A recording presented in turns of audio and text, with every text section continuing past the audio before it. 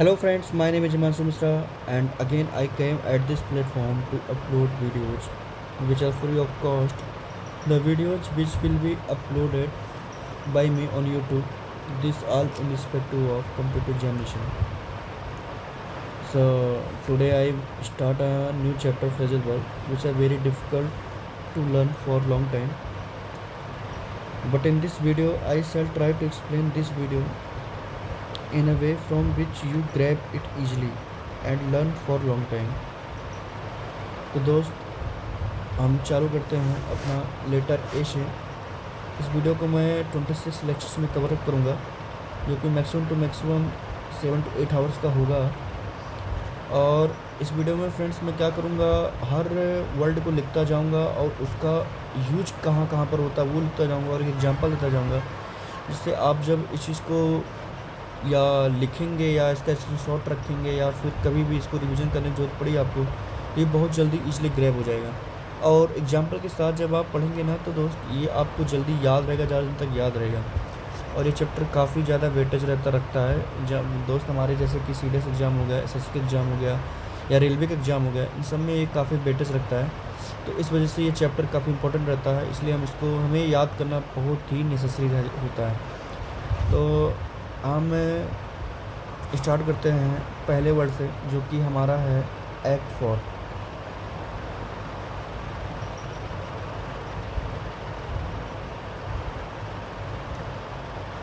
इसका प्रयोग हम तब करते हैं जब किसी चीज़ को हमें प्रतिनिधित्व करते हैं, यानी कि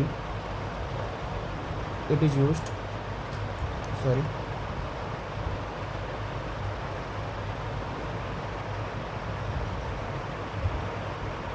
when we represent someone.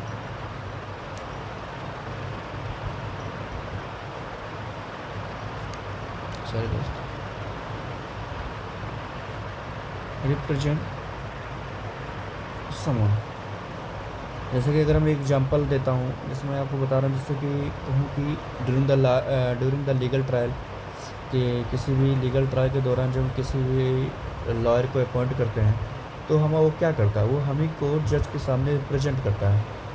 तो मैं आपको एग्जांपल देता हूँ, इसको मैं लिख के दिखाता हूँ ताकि आप इस एग्जांपल को भी लिख सकें या समझ सकें। जैसे मैं कहता हूँ कि ड्यूरिंग द लीगल ट्रायल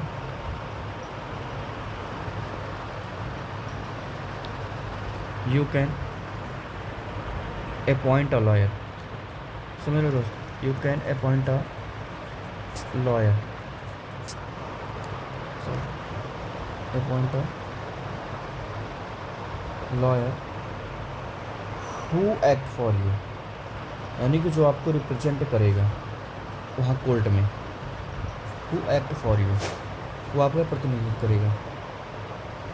हमारा दूसरा इम्पोर्टेंट फ्रेजल वर्ब है, एक पेन को ना मैं ब्लैक एंड ब्लू करने में ना कभी मैं कंफ्यूज हो जाता हूँ कि मैंने ब्लैक में किया था या ब्लू में किया था। तो आप उसको माइंड मत कीजिएगा, आप इस कंटेंट को और इस लेटर पर ध्यान दीजिएगा कि जो मैं लिख रहा हूँ उसको आप उसका नोट आउट करते रहिएगा उसका, या फिर स्क्रीनशॉट कर लीजिएगा ताकि जब भी आपको रिवीजन करना हो तो जल्दी आपको याद हो जाए, जल्दी ईजिली ग्रैब हो जाए। इसलिए मैं आपको उसको लिखते जा रहा हूँ, उसको समझाते हुए जा रहा हूँ ताकि आपको याद करने में प्रॉब्लम ना हो। और एग्ज़ाम टाइम में काफ़ी यूज़फुल वीडियो रहेगा, क्योंकि हमारा वीडियो जो भी होगा ये छोटे छोटे वीडियो रहेंगे, जैसे कि 15 मिनट का, 16 मिनट का, 17 मिनट का, ऐसे सारे वीडियो रहेंगे। और 26 या 25 वीडियो में ये सारे के सारे मैं कवर अप कर दूँगा। तो जो हमारा दूसरा वर्ड है वो है एक्ट ऑन। एक्ट ऑन, इसका मतलब, इसका प्रयोग हम तब करते हैं जब कोई इंसान किसी को एडवाइस देता है, इंस्ट्रक्शन देता है, कमांड करता है, और कमांड मिलने के बाद जब वो काम करना चालू करता है या तुरंत कोई एक्शन करता है या उसके एडवाइस को फॉलो करता है, तो उस जगह पे हम एक्ट ऑन का फ्रेजल वर्ब यूज करते हैं। जैसे कि मैं कहूँ कि पहले मैं इसको लिख के बता देता हूँ कि इसका यूज कब करते हैं।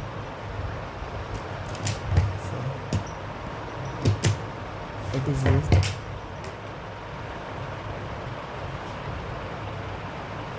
when one follows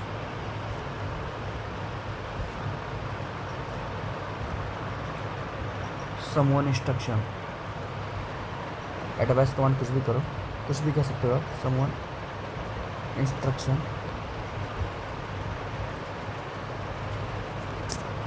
या एडवाइस कहो,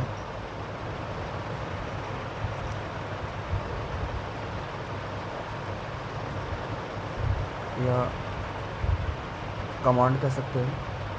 दोस्त अगर राइटिंग में कोई दिक्कत हो या समझ में ना आ रहा तो आप इसको कमेंट में बताइएगा, मैं इसको फिर से और साफ लिखूँगा। वैसे हालांकि मेरी राइटिंग थोड़ी इतनी अच्छी नहीं है, लेकिन फिर भी मैं ट्राई कर रहा हूँ कि ताकि मैं अच्छा लिख सकूँ। और अगर ना समझ में आता तो आप उसको कमेंट बॉक्स में ज़रूर बताइएगा, मैं इसको और बेहतर तरीके से लिखूँगा। एडवाइस रह करते हैं, कब इंस्ट्रक्शन कह सकते हैं, कमांड कह सकते हैं, या ऑर्डर भी कह सकते हैं आप। जब भी कोई इंसान इस चीज़ को फॉलो करता है तो यहाँ पर हम फ्रेजल वर्ब एक्ट ऑन को लिखते हैं। जैसे कि मैं एग्जांपल दूँ, एग्जांपल के तौर पर फ्रेंड्स मैं आपको बताता हूँ, एक क्रिकेट का एग्जांपल लेता हूँ। जैसे कोई एक यंग क्रिकेटमैन है, द यंग बैटमैन, कोई एक young Batman acted on the advice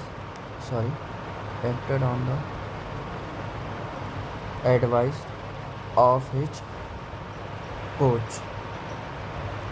यानी कि जो हमारा यंग बैटमैन है वो तभी किसी एक्शन को फॉलो कर रहा है जब उसका कोच जब उसे कोई एडवाइस दे रहा है या कोई ऑर्डर दे रहा है या कोई इंस्ट्रक्शन दे रहा है, तभी उसे को फॉलो करता है। तो यहाँ पर जो हमारा एक्ट ऑन वही फ्रेजल वर्ब हमारा आया। इस तरीके से हमारा जो तीसरा वाला फ्रेजल वर्ब है, इसमें हम लगभग 10 से 11 फ्रेजल वर्ब जो इंपॉर्टेंट को कवर करेंगे लेटर ए का। और ये फ्रेंड्स ये आप मान के चलिए कि जितनी बार भी अभी तक जितने क्वेश्चन आए हुए हैं ये सभी इन्हीं 11-12 लेटर में से आए हुए हैं। तो मतलब पार्ट ऑफ वर्ल्ड वाले फ्रेजल वर्ब में से आए हुए हैं, जो कि सफिशिएंट आपको किसी एग्जाम के लिए। तो आप ऐसा मत सोचिएगा कि मैं कम 10-11 ही वर्ड बता रहा हूँ, तो मैं कम बता रहा हूँ या मैं कल चैप्टर कवर नहीं करवा रहा हूँ। इसमें आप अगर इतनी वर्ड को फॉलो कर लेंगे तो आपका पूरा फ्रेजल वर्ब कवरअप हो जाएगा। तो दोस्त हमारा जो हमारा तीसरा फ्रेजल वर्ब है वो है एक्ट आउट। एक्ट आउट का मतलब होता है कोई चीज़ होना, कोई भी जो परफॉर्मेंस है वो जो हम एक्शन से या गेस्चर से जो चीज़ होती है, तो मतलब जैसे हमारा कोई परफॉर्मेंस उसमें एक्शन भी यूज हो रहा है, उसमें गेस्चर भी यूज हो रहा है और वो चीज़ एक्ट आउट हो रहा है, मतलब कि क्रियान्वित हो रहा है, तो वहाँ पर हम फ्रेजल वर्ब एक्ट आउट को लिखते हैं। मैं आपको इसको एग्जांपल और इसका यूज कहाँ पर होता है मैं उसको लिख के बताता हूँ। सॉरी फ्रेंड्स, ये फेस आउट इसका पेज जो टर्न हो गया था। तो जो हमारा एक्ट आउट, इसका यूज़ हम कहाँ करते हैं, जहाँ पर कोई भी एक्शन, जहाँ पर कोई भी परफॉर्मेंस एक्चुअल या गेस्चर से प्ले हो रहा हो। जैसे it is used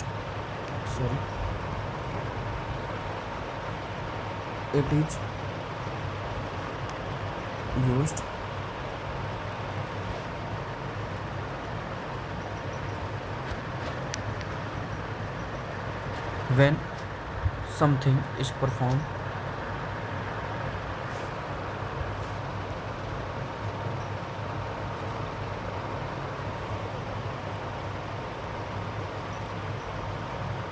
with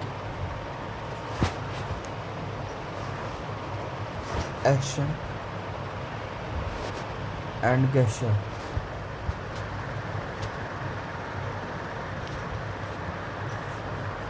like in a play, जैसे कि कोई भी नाटक या काव्य में होता है, उस तरीके की जब कोई एक्शन और गेस्चर हमारा किसी परफॉर्मेंस में होता है तो वहाँ पर हम एक्ट आउट यूज करते हैं फ्रेजल वर्ब। जैसे कि मैं आपको एग्जांपल दूँ, एक जो हमारा रामायण की जो हमारा कहीं पर रामायण होता रहता है या जो उसका क्रियाकलाप होता रहता है, तो आप उसमें देखते होंगे कि वो एक्शन से गेस्चर से कोई भी चीज़ को करते हैं। तो उसी का एग्जांपल मैं आपको दे रहा हूँ।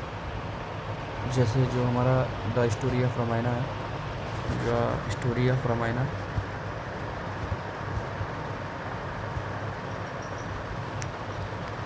The story of Ramayana is acted out in various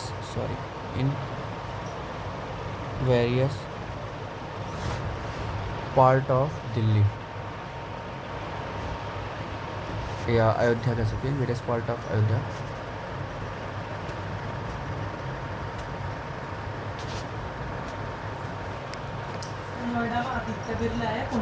around दिवा अराउंड दिवाली दिवाली के समय रामायण का जो स्टोरी हो वो क्रियान्वित हुआ हमारे अयोध्या के कई पार्ट्स में, कई वेरियस कई जगह पर। तो ये जो हमारा क्रियान्वित हुआ या क्या कहते हैं, जो हमारा प्ले खेला गया, ये एक्शन और गेस्चर्स हुआ, इसलिए हम यहाँ पर फ्रेजल वर्ब एक्ट आउट को लो रहे हैं। ये फ्रेंड्स नोट करना, आप एक्ट आउट ऐसी जगह नहीं ले सकते कि किसी भी खेल में, किसी भी एग्ज़ाम में, या सॉरी एग्जाम कह रहा हूँ, किसी भी खेल में या कहीं कोई भी प्ले हो रहा हो वहाँ पर एक्ट आउट ले रहे हैं। अगर वहाँ पर एक्ट आउट तभी ले सकते जहाँ पर कोई भी एक्शन या गेस्चर का यूज हो रहा हो, मतलब लेने को आप ले सकते हैं, लेकिन ये ज़्यादा सूटेबल इसी अराउंड में रहेगा, इसी क्या कहते हैं वर्ल्ड के आसपास में होना चाहिए। क्योंकि अगर इस तरीके का प्ले खेला जा रहा है, अगर आप कहीं दूसरे प्ले में अगर आप इसको यूज़ कर रहे हैं तो इतना परफेक्ट नहीं बैठेगा। तो हमारा जो तीसरा है वो फ्रेजल वर्ब, वो तो हमने कवर किया। हम चौथा फ्रेजल वर्ब कवर कर रहे हैं, जिसका मतलब हो रहा है जिसका मतलब होता है, पहले तो हमारा जो चौथा फ्रेजल वर्ब वो है एक्ट अप। एक्ट अप का मतलब होता है कि बुरी तरह या अजीब तरह से जब आप बर्ताव करते हैं किसी सामने। जैसे कि मान लो कि आपके घर में कोई पेरेंट्स आया, या आपके घर में कोई गार्जियंस, या कह सकते हैं कि आपके गेस्ट आए और आप उनके सामने बुरी तरीके से बर्ताव कर रहे हैं, अजीब तरह बर्ताव कर रहे हैं। कुछ होते नहीं, कभी कभी बच्चे क्या करते हैं, गिलास गिरा देते हैं, गिलास हो गया इधर फेंक दिया, कप इधर फेंक दिया, या उनको जो हम नाश्ता देते हैं उनमें छीट पाट करते रहते हैं। तो आप जब इस तरीके का बर्ताव करते हैं या आप उनको कुछ बोल दे रहे हैं जिससे उनको हर्ट हो रहा है, तो वहाँ पर हम फ्रेजल वर्ब एक्ट अप को यूज करते हैं। मैं इसको लिख के बताता हूँ कि यहाँ पर यूज कहाँ करते हैं, ताकि आपको नोट्स बनाने में प्रॉब्लम ना हो। It is used when someone does not behave properly। ये does not behave properly,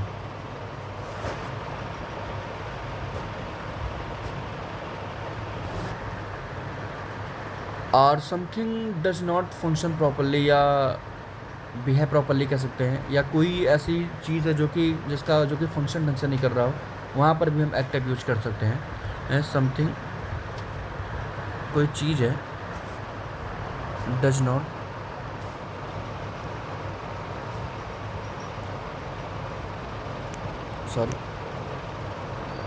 function properly,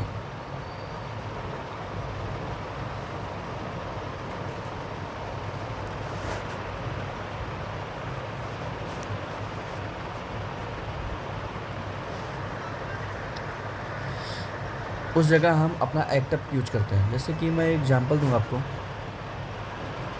example के तौर पे मैं देता हूँ। जैसे मैं कहता हूँ his mother gave him a good threshing.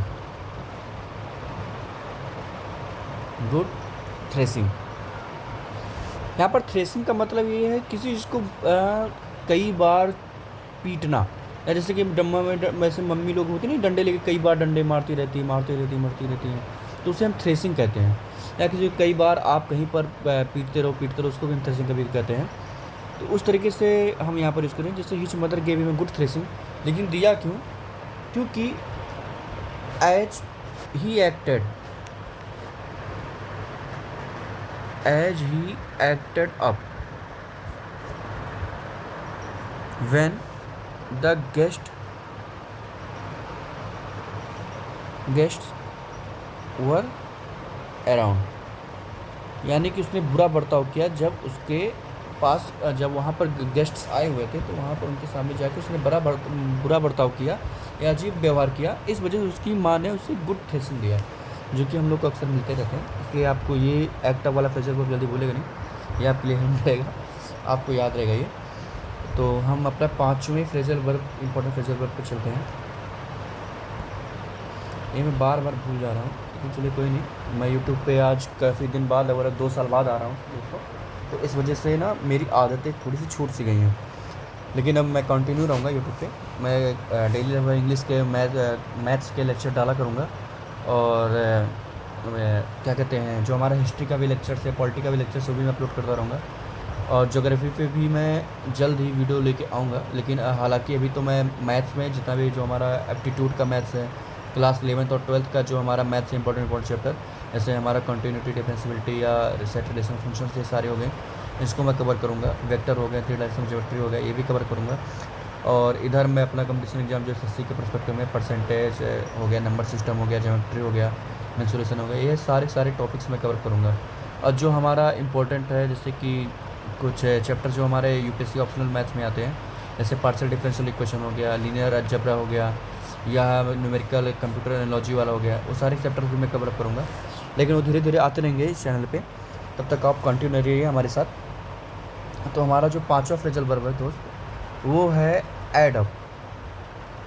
अब ऐड अप का एक सिंपल ही मतलब होता है जोड़ना, लेकिन एक जो उसका दूसरा मतलब होता है कि जैसे आप देखते हैं ना कि आपके कोई दोस्त आ रहे बात कर रहे हैं तो वो बढ़ा चढ़ा के बात करते हैं। हाँ, जैसे कहते नहीं, जैसे कोई भी चीज़ बता रहे हैं खूब बढ़ा चढ़ा के बता रहे हैं, तो उस तरीके का यहाँ पर एडअप का ये मतलब इसका मतलब ये है फ्रेजल वर्ब का। मैं इसको आपको लिख के बता रहा हूँ, इसका यूज़ कहाँ पर होता है।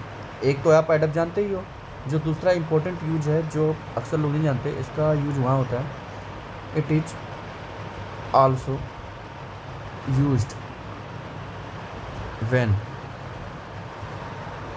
Something does not make sense.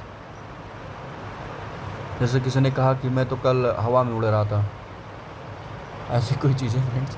Something does not make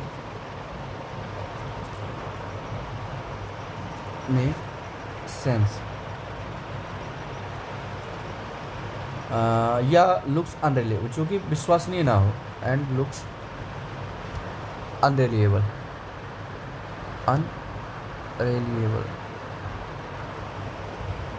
जैसे कि मैं आपको एग्जांपल दूं, ऑल द एक्सक्यूजेस, जैसे कोई भी जितने भी एक्सक्यूज, कोई भी, जैसे कि मैं कह सकता हूँ कि मान लो कि आप अपने कॉलेज में एब्सेंट हो, ठीक है, और आप जितने भी एक्सक्यूज़ दे रहे हो वो आपके टीचर को पता है कि वो झूठा है, वो गलत है। जैसे कि किसने कहा कि मैं कल एब्सेंट था क्योंकि मेरी दादी मर गई, और उसके टीचर को पहले से पता है उसकी दादी है ही नहीं, तो ये क्या हुआ, ये आपने वैसी चीज़ बताया जो कि जिस पर विश्वास नहीं किया जा सकता है। या किसी ने कहा कि सर मैं कल आ नहीं पाया, जैसे कल मैं इसलिए नहीं आया क्योंकि मैं कल हवा में उड़ रहा था, या कल मैं आसमान में दौड़ रहा था। तो ये चीज़ें जो है ना, ये आप ऐसी चीज़ बता रहे हैं जो कि अनरिलेबल है। या किसी ने कहा कल मैंने पूरा घर उठा दिया, या ऐसे कोई भी एग्जांपल जो कि आप बढ़ा चढ़ा के बता रहे हो या जो कि आप विश्वास नहीं हो, तो वहाँ पर हम ना एड अप का यूज करते हैं कभी, ये बहुत ही इंपॉर्टेंट होता है। जैसे कि मैं आपको एक एग्जांपल देता हूँ, for example, all the excuses that सी, एक लड़की का इस्तेमाल करते हैं, जैसे कभी कोई लड़कियां भी काफ़ी ज़्यादा एक्सक्यूज देती हैं, सी gave for her options,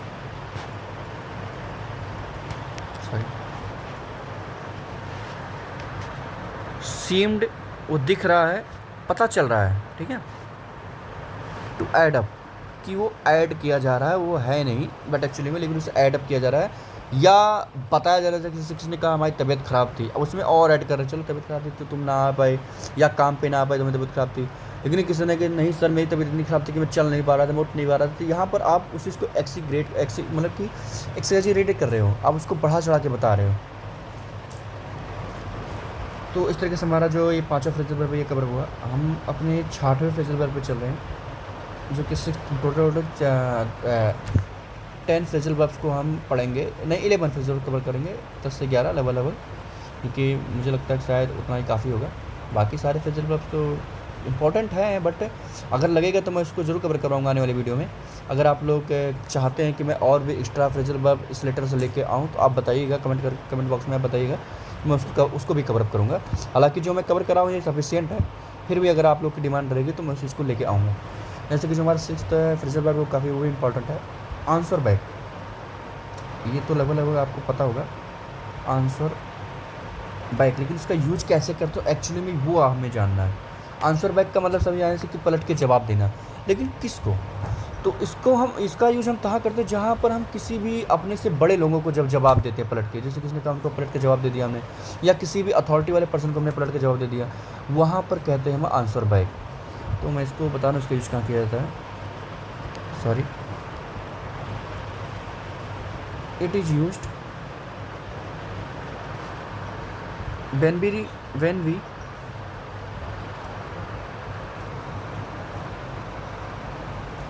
reply back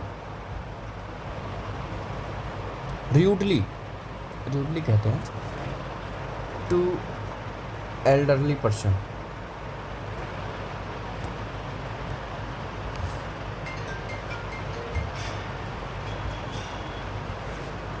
और पर्सन इन अथॉरिटी,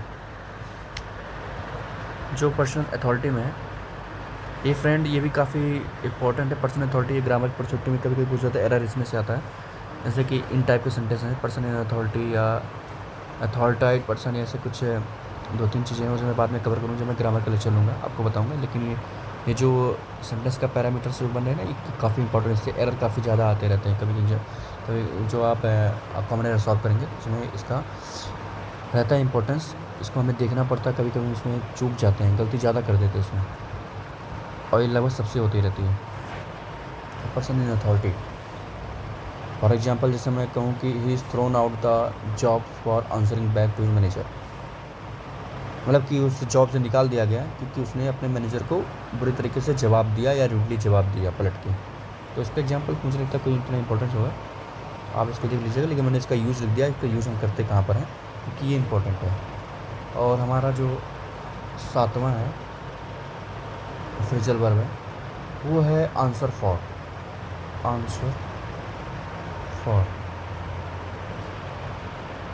इसका भी हमें यूज अच्छे से पता होना चाहिए कहाँ पर होना चाहिए, जहाँ हेड लिएबल हो।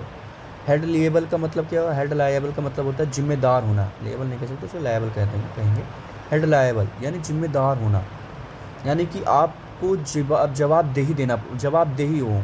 जैसे कि मैंने कहा कि इस हॉस्टल का जवाब देना पड़ेगा to their absence for the annual exam में ना आने का, इसको आपको जवाब देना पड़ेगा। आपको मतलब जवाबदेही देनी पड़ेगी, आप क्यों नहीं आए।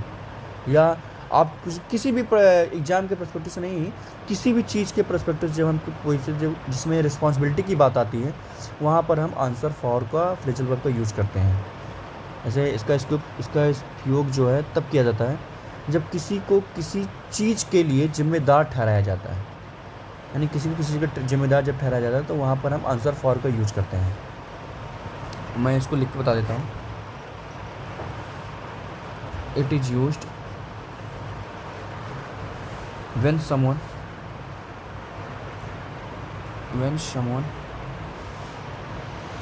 is held responsible for something,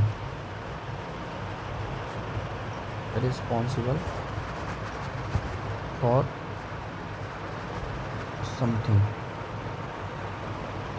उस जगह पर हम इसका यूज करते हैं। तो दोस्त, मुझे लग रहा है कि आपको वीडियो पसंद आ रही होगी, समझ में आ रहा होगा। अगर आपको समझ में नहीं आता है, समझ में कोई भी दिक्कत होती है तो दोस्त बताइएगा ज़रूर, कमेंट बॉक्स में आप बताइएगा। मैं उस चीज़ को और अच्छे से करने की कोशिश करूँगा या समझाने की कोशिश करूँगा। अगर आपको किसी चीज़ में प्रॉब्लम आ रही है या मेरे बताने में या मेरे लैंग्वेज में कोई भी टफनेस आ रही हो तो आप मुझे बताइएगा, मैं उस चीज़ को और भी थोड़ा स्मूथ करूँगा। तो जो हमारा 8th फ्रेजल वर्ब है, वो है ask around.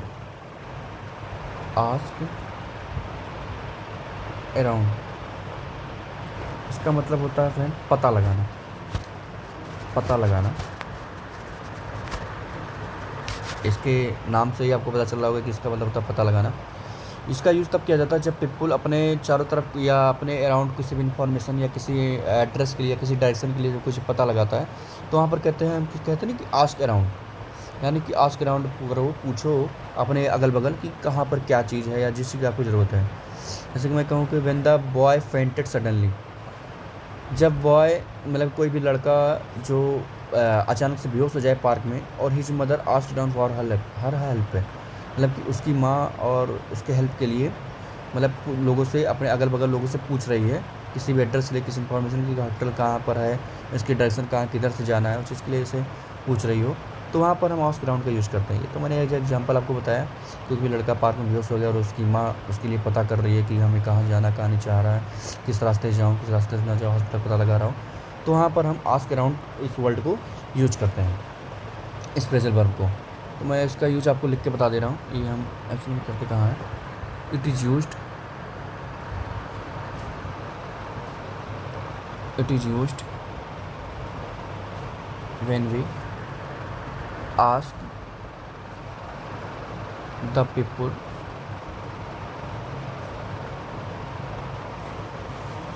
around for something।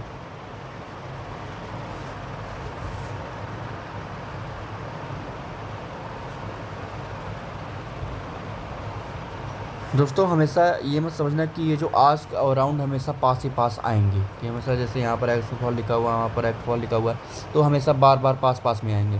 कभी कभी ये अलग अलग करके भी दिया जाता है, और ये काफ़ी ज़्यादा इंपॉर्टेंट होता है जब हम किसी भी जगह पैरा जंबल का कोई सेंटेंस पढ़ रहे हों, या फिर हम अपना रीडिंग कंपटीशन कर रहे हो, तो वहाँ पर ये काफ़ी यूज होता है फ्रेजल वर्ब्स। दोस्तों इसको बहुत ही ध्यान से पढ़ा करिए, बहुत ही ज़्यादा इंपॉर्टेंट होता है। ये कभी कभी ब्रेक फॉर्म में भी आता है, बीच में कई वर्ड डाल देंगे, आपको पता चलेगा कि ये फ्रेजल वर्ब हुआ, यूज हो रहा है, क्या यूज कर रहा है, और यहाँ पर as a fill in the blank डाल देंगे। फिलहाल में आ जाएगा तो आप कौन सा यूज करेंगे। अगर आप उसके पहले देख रहे हैं कोई वर्ब यूज हुआ या फ्रेजल वर्ब आ रहा हो, तो वहाँ पर ये काफ़ी ज़्यादा इंपॉर्टेंट रोल प्ले करता है। और आजकल जितने भी हमारे कंपटीशन एग्जाम में जो क्लोज टेस्ट आ रहे हैं, वो इसी फ्रेजल वर्ब के रिगार्डिंग आते हैं। हम लोग सोचते हैं इसका हिंदी मीनिंग ये होगा तो ये होना चाहिए, और हो जाता है हमारा गलत। वो एक्चुअली में हमारा फ्रेजल वर्ब से रिलेटेड होता है। और जो हमारा 9th फ्रेजल वर्ब हो रहा है, 9th, वो होगा हमारा आस्क आउट। आस्क आउट इसका मतलब हुआ कि किसी को बाहर चलने के लिए पूछना, बाहर चलने के लिए पूछना, किसी को या कहीं पर कुछ खिलाने के लिए बनाए, किसी को डिनर पे या किसी को डेट पे ले जाने के लिए पूछना, उसे हम वहाँ पर करते हैं फ्रेजल यूज़ करते हैं आस्क आउट। तो it is used when we want to invite someone and take the person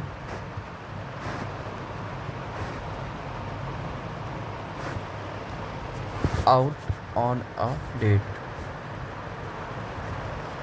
ये अक्सर 14 फरवरी जब हमारा आता नहीं है वैलेंटाइन डे, तो ये काफ़ी ज़्यादा इसका मुझे लगता है यूज़ होता होगा। आई थिंक इसके लिए कोई एग्जांपल देने आपको जरूरत नहीं पड़ेगी, आपको काफ़ी अच्छे से याद हो जाएगा हमेशा हमेशा के लिए। तो आस्क आउट का मतलब होता है किसी को बाहर, किसी को पूछना बाहर चलने के लिए, डिनर पे, डेट पे, उसके लिए हम आस्क आउट यूज करते हैं। जो हमारा 10th है वो है आस्क ओवर। आस्क ओवर का मतलब होता है किसी को इनवाइट करना, टू इनवाइट, किसी को दावत के लिए पूछना, किसी को इनवाइट करना, तो इस वजह से हम इसको यूज करते हैं। और दोस्त जो हमारा 11th हुआ, सॉरी, जो हमारा 11th फ्रेजल वर्ब है वो है हमारा अटेंड टू। एक शायद बचा हुआ लास्ट, ये अटेंड टू, इसका मतलब होता है दोस्तों देखभाल करना,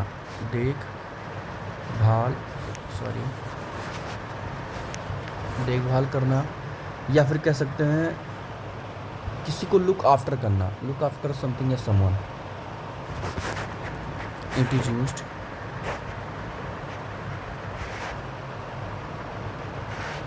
when someone look after something या someone।